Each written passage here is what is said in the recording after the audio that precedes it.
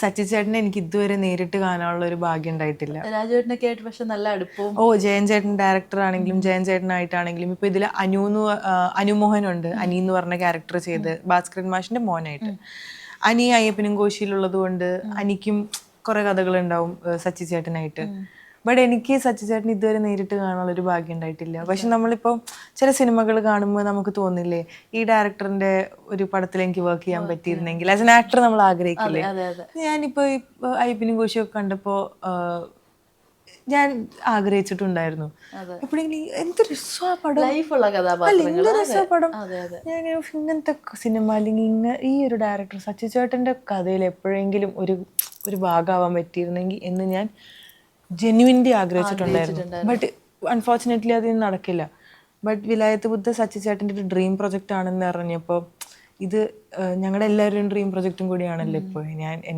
എൻ്റെ more than a dream come true ആണ് എനിക്ക് വിലായത്ത് ബുദ്ധ. അപ്പോൾ എവിടേക്കോ നമ്മുടെ ഡ്രീംസ് തമ്മിൽ മീറ്റ് ചെയ്തിട്ടുണ്ടാവും.